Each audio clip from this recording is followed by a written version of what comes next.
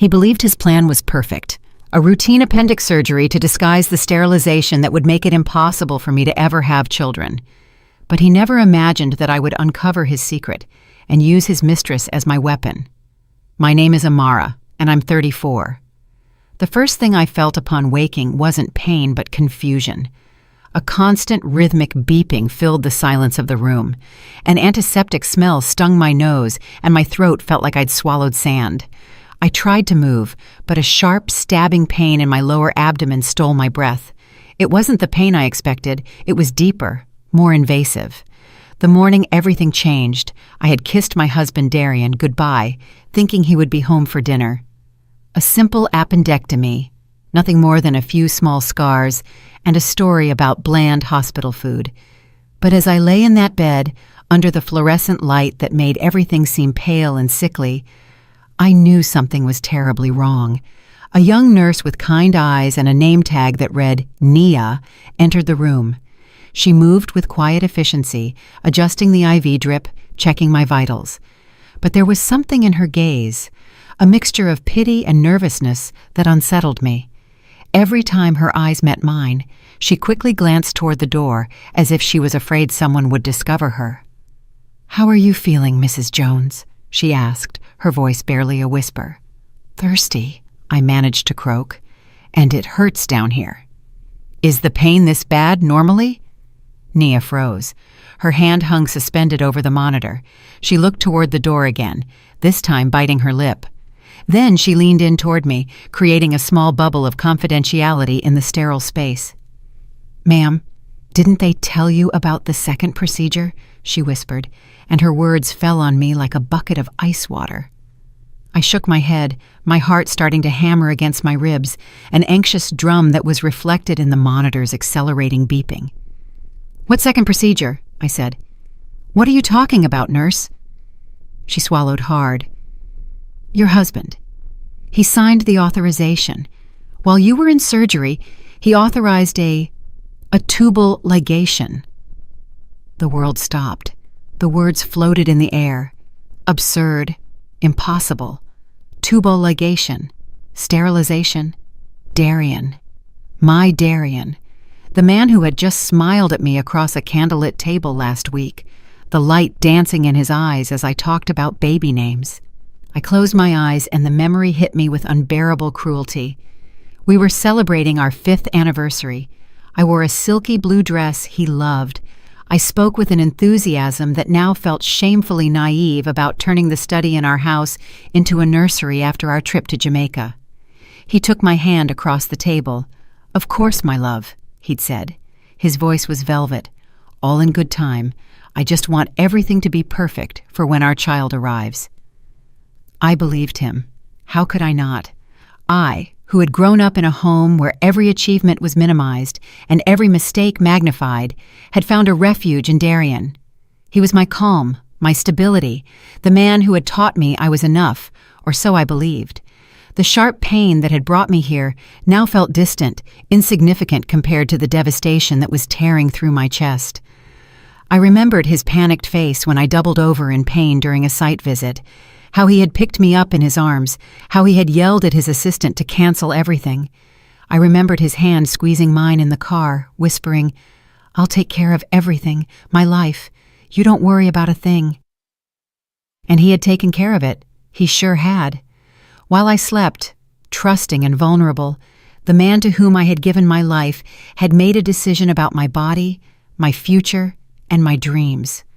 Without my consent, he had wielded an invisible scalpel and removed my ability to be a mother, and he had done it with a smile. The monitor's beeping was a deafening scream. Nia placed a hand on my shoulder, her eyes full of a sorrow that could not console me. In that moment, in that cold, anonymous room, I understood that the surgery had not just removed my appendix. It had ripped out the future I had spent 5 years building, and the architect of my ruin was the very man who had sworn to protect me. The hours that followed were a torture of powerlessness. I called Darian over and over, but my phone went straight to voicemail. The anxiety swelled inside me like a black tide. When Dr. Sterling, the surgeon, finally appeared, his presence filled the room with an icy arrogance that made my skin crawl. He was a man with silver hair and an impeccable reputation, the type of doctor the New York elite went to. "Mrs. Jones," he said, not meeting my eyes as he reviewed some papers on his tablet. "The surgery was a success. The appendicitis was contained. You'll be able to go home in a couple of days." "The second procedure," my voice was a shaky thread. The nurse said. Dr. Sterling finally looked up. His expression was one of calculated boredom. "Ah, yes, a small preventative measure. Your husband informed us of a history of gynecological issues and considered it prudent to resolve it all at once. It was a decision made in your best interest to spare you a future surgery and more stress."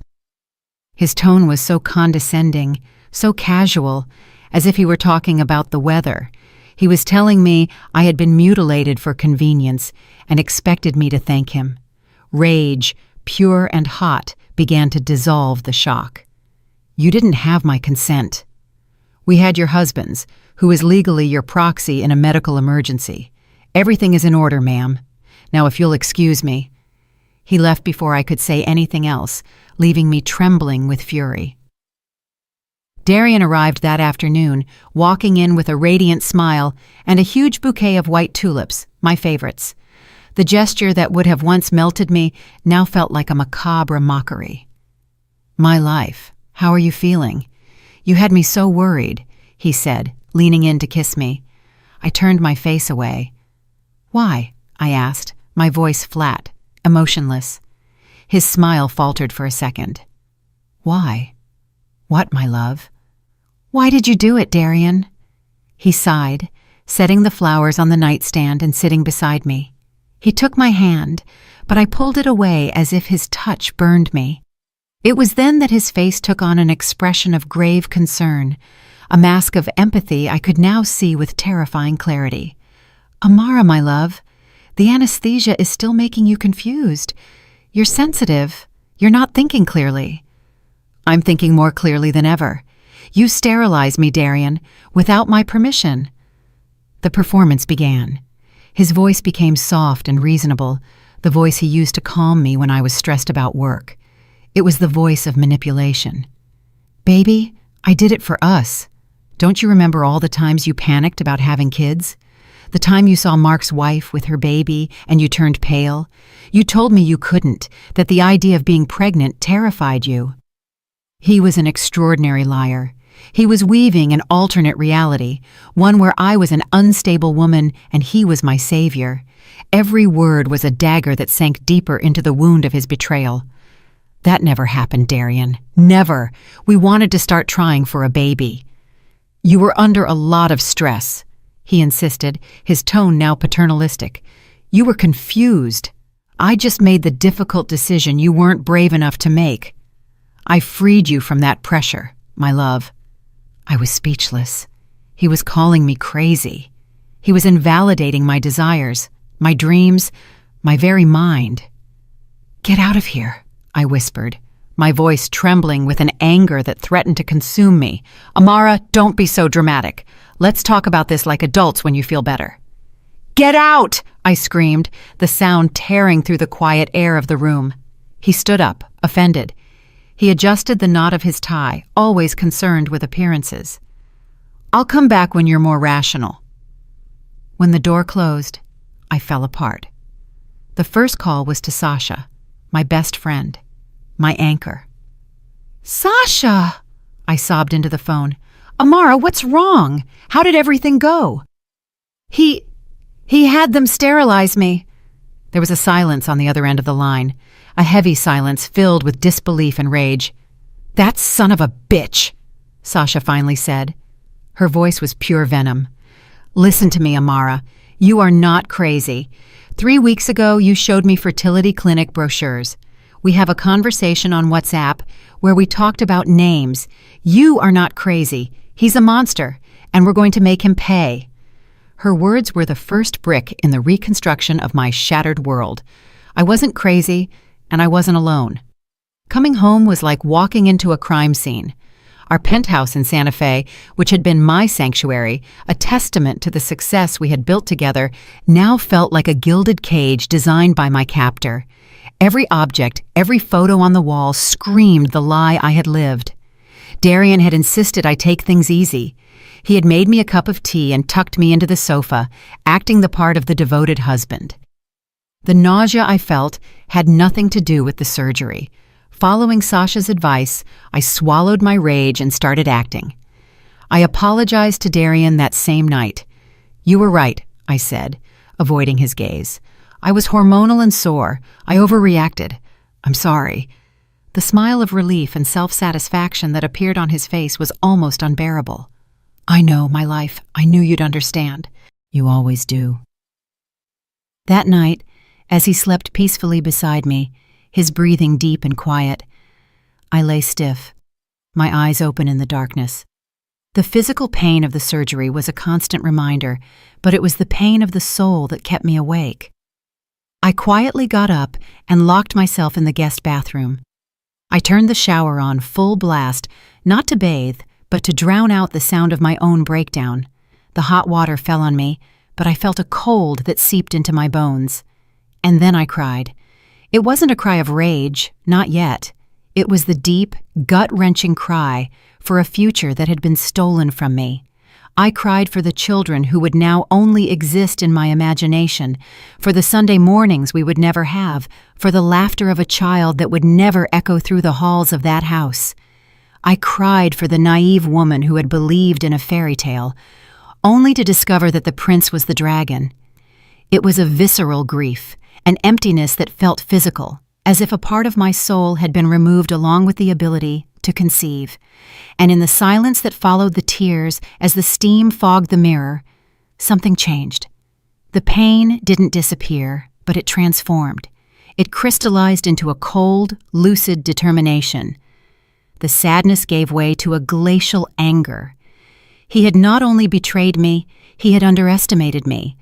He had assumed that I would break, that I would accept his version of reality, that I would settle for the life he had designed for me. He was wrong. The investigation began the next day. While he was in a meeting, I went to his office, a sanctuary I rarely entered. His laptop, a state-of-the-art MacBook Pro, asked for a password. I tried anniversaries, birthdays, nothing. Then I remembered something. In a casual conversation, Carmen, the wife of one of his business partners, had mentioned that their dog was named Princess and her birthday was April 27th. I remembered Darian laughing and saying something about Carmen and her craziness. It was a hunch. I typed Carmel Princess 2743. The screen unlocked. My heart pounded. I started searching. I found a folder protected with another password, but I used the same one and it worked. Inside were two subfolders. The first, Special Consult, contained a single file, a copy of a $25,000 transfer to a company called Sterling Medical Services, LLC, dated 2 days before my surgery. Proof of bribery. The second folder, Project G, was what chilled me to the bone.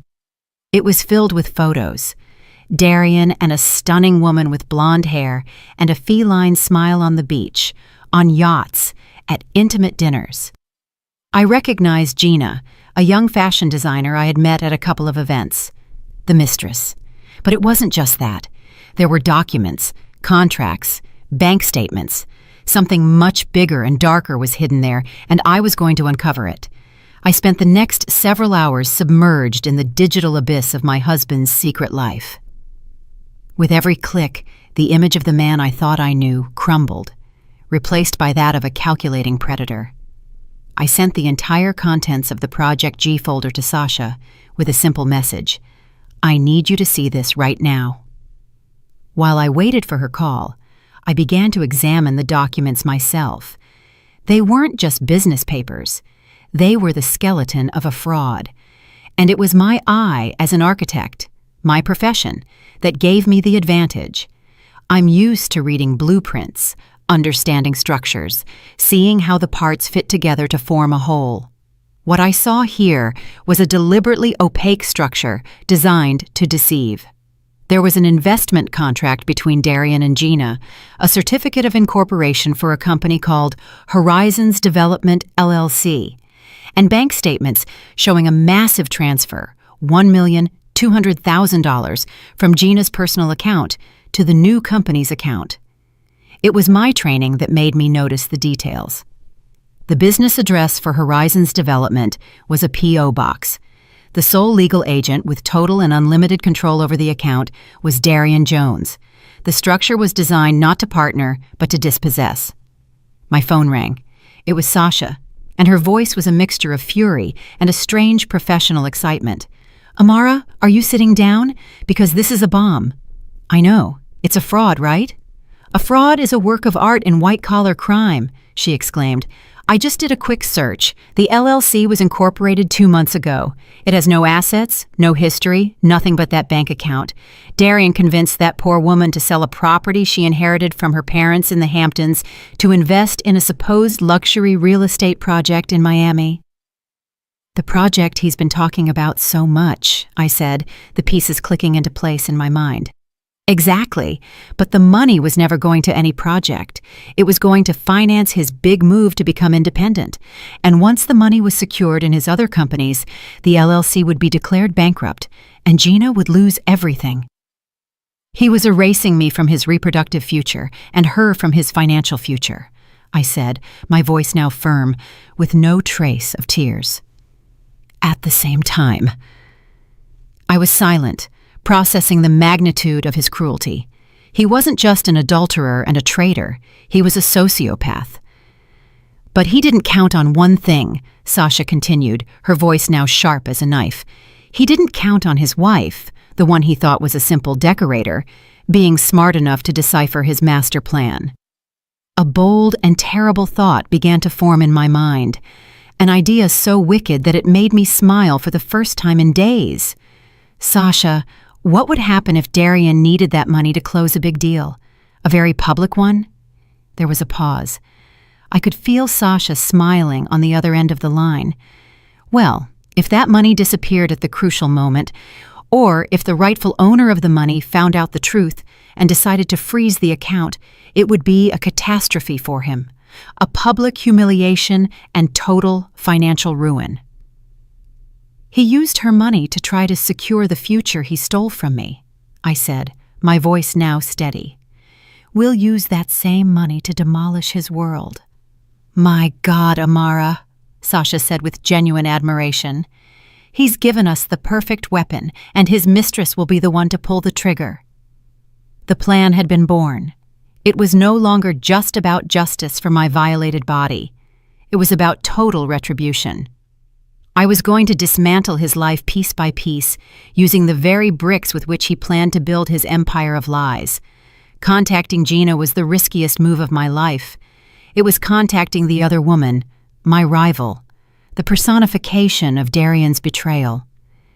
Every fiber of my being screamed not to do it, but my new, cold logic understood that she wasn't my real enemy. She was another victim, even if she didn't know it yet. She was collateral damage, and now my only possible ally.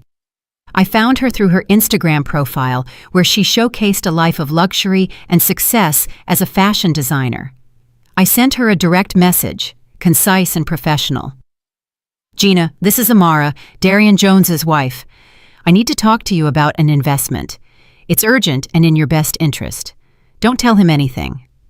To my surprise, she responded in less than an hour. "I'll see you tomorrow at 4 p.m. at the Maison Case in Soho. Come alone." I arrived 15 minutes early. I chose a table in the most discreet corner. My heart was a runaway drum. What if she laughed in my face? What if she ran and told Darian everything? Sasha had told me to bring the evidence in print, to let the documents speak for me. Gina arrived promptly. She was even more beautiful in person, with a confidence that filled the space. She wore an impeccable dress and sunglasses that she only removed after sitting down. She looked at me with a mixture of curiosity and disdain. "Okay," she said, crossing her legs. "Here I am. I assume this is about Darian and me. If you've come to make a scene—" "I'm not here for that," I interrupted, my voice firmer than I felt. I offered no greetings or smiles. I took a folder from my bag and slid it across the table. "I'm here for this." She frowned and opened the folder. The first thing she saw was the copy of the authorization for my surgery with the forged signature and Darian's note. Her expression of arrogance wavered. "What is this?" "It's the order Darian signed to have me sterilized without my consent while I was on an operating table for appendicitis," I said. My voice was ice. "This is what he does to the woman he sleeps with every night." Then I slid the second set of documents over, the certificate of incorporation for Horizon's development and the copy of her $1.2 million transfer. "Look at the name of the sole legal agent," I continued, keeping my voice low and controlled. "And this is what he's doing to you. That company is an empty shell, Gina, and he's the only one with the key to the vault." I saw the color drain from her face. Her eyes, which had been defiant, were now fixed on the papers, scanning the clauses, seeing her own name next to the signature of the man she loved. I saw the exact moment her denial broke, replaced by a horrified understanding. Her hands began to tremble. She looked up, her eyes now filled with a vulnerability I hadn't expected. "The whole thing is a lie. The project in Miami? Everything?" "Everything," I confirmed. "You are his golden ticket to his next big deal, and once he gets it, he'll discard you, just like he discarded me." She was silent for a long time, staring at the documents. Tears began to roll down her cheeks, ruining her perfect makeup. They weren't tears of sadness, but of pure and absolute fury. "That bastard," she whispered, her voice trembling with rage. "He took everything from me. My parents' house. And he took my ability to have children," I said. And for the first time, our gazes met, not as rivals, but as two women united by the betrayal of the same man. She wiped her tears with a rough gesture. Her expression hardened. The naive designer had disappeared, replaced by a woman with a broken heart and a thirst for revenge. "What do you want me to do?" she asked. Her voice was now steel. The plan was in motion. The stage for Darian's downfall couldn't have been more perfect. The grand ballroom of the St. Regis Hotel on Fifth Avenue, packed to the brim with the who's who of New York's real estate and financial world. Darian was in his element, moving among the guests with the grace of a shark, his $1 million smile dazzling everyone. It was the night of his consecration, the launch of Horizon's Miami, his most ambitious project. And I was there in a discreet background, watching everything. Gina was also there, by his side, playing the part of the proud mistress to perfection. No one suspected the storm that was about to break.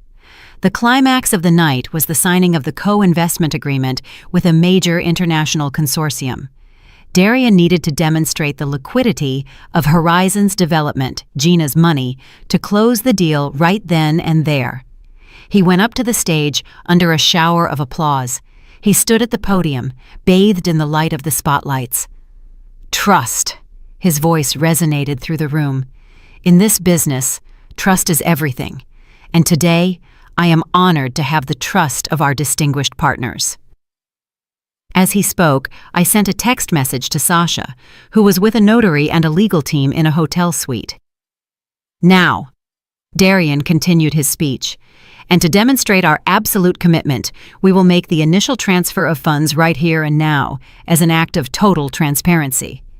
He gave a signal to his assistant. The huge LED screen behind him, which showed the impressive Horizon's Miami logo, prepared to display the transaction confirmation. The room held its breath, but the screen flickered, and instead of a bank confirmation, what appeared was a screenshot of the Horizon's Development Bank statement. The $1.2 million balance was there, but on top of it, in giant red letters, a digital stamp that flashed relentlessly. "Account frozen, pending fraud investigation." A murmur of confusion spread through the hall. Darian turned, his smile frozen in a grimace of horror. His face went from a perfect tan to ashen white in a second. And at that precise moment, the main doors of the ballroom swung wide open. Gina and I entered, flanked by Sasha. We walked down the central aisle in complete silence as hundreds of eyes turned to look at us. The murmur became a sepulchral silence. We reached the foot of the stage. Darian looked down at us, trapped and exposed. 2 men in suits, court officers, followed us. They approached Darian, who was still paralyzed at the podium. "Darian Jones," one of them said, his voice professional and cold. "You are hereby served with a civil lawsuit for assault and battery." "Darian Jones," the second one said, "you are hereby served with a criminal complaint for the crime of fraud." The flashes from the social media cameras that had come to cover a triumph now exploded to capture a public execution. I saw the panic in his eyes, the realization that his entire world, built on lies and arrogance, was shattering at his feet, live and in person. His empire had crumbled, and the architects of his demolition were the 2 women he had tried to destroy. The scandal was seismic. The next day, Darian's face wasn't in the socialite section. It was on the front page of financial newspapers and on judicial news websites. The story had all the elements of a modern tragedy: betrayal, greed, a corrupt doctor, and the unexpected alliance between a wife and a mistress. The fall was swift and brutal. His partners from the international consortium immediately withdrew, issuing a statement distancing themselves from any fraudulent activity. His own firm fired him and announced an internal audit. His high society friends stopped answering his calls. The Jones family retreated into a shameful silence. He was arrested a week later. With the evidence of the bribe to Dr. Sterling and Gina's fraud complaint, backed by a mountain of documentary evidence, the case against him was rock solid. Dr. Sterling lost his medical license for life and also faced criminal charges. His reputation as a medical luminary shattered forever. Darian, faced with a long prison sentence, tried to negotiate. His lawyer contacted Sasha, offering me a generous divorce settlement in exchange for dropping the charges. My answer was simple: no. There was no amount of money in the world that could buy my silence or give me back what he had taken. Gina also held firm. She recovered every last penny of her money. A month later, as the media dust began to settle, she did something I never expected. She publicly announced a donation of $250,000 to an organization supporting women who are victims of violence, stating that her donation was in honor of Amara's strength and bravery. It was her way of closing the chapter, a gesture of solidarity born of a shared betrayal. Darian's empire had not just crumbled, it had turned to ash, and from those ashes, something new, something unexpected, was beginning to grow. A year later, the sound of hammers and saws has been replaced by the murmur of conversations and the tapping of keyboards. I'm at the headquarters of the Your Decision Foundation in the heart of downtown Chicago. The space I designed myself is bright and open, with glass walls that symbolize the transparency Darian so despised. The money from the civil lawsuit, a considerable sum, became the seed for this place. Here, a team of lawyers, psychologists, and social workers offers free help to women who have been victims of reproductive coercion, financial abuse, or manipulation in their relationships. Every woman who walks through that door reminds me why I fought. I no longer live in the Santa Fe penthouse. I sold everything that tied me to that life and moved to a smaller apartment, one that feels like mine, filled with my books, my music, and my peace. Darian was sentenced to 12 years in prison. Sometimes, in the quiet of the night, I wonder if he ever truly understands the nature of his crime. Not the fraud, but the violation of trust, the annihilation of a soul. But I quickly dismissed the thought. His fate no longer concerns me. I have rebuilt my life, not on the ruins of the old one, but on new, more solid ground. The pain of what I lost will never completely disappear. It's a scar on my soul, a perpetual reminder, but it no longer defines who I am. My work, the women we help, that's what defines me now. My laptop chimes. It's a new email. The subject line reads, "I need help." It's from a young woman who tells a painfully familiar story about a husband who controls her finances and refuses to let her work. I look out the window at the bustle of downtown Chicago, a city of monsters and anonymous heroes, a city that almost destroyed me, but instead gave me a purpose. I smile, a genuine and serene smile. I take a sip of my coffee and begin to write a response. Hello, you're in the right place. Tell me your story. We are here to listen. They say revenge doesn't bring peace, but allying with my rival to expose the man who betrayed us both gave me the deepest sense of justice. I'm wrong to believe that sometimes the best way to heal is to ensure that the one who hurt you can never hurt anyone else again.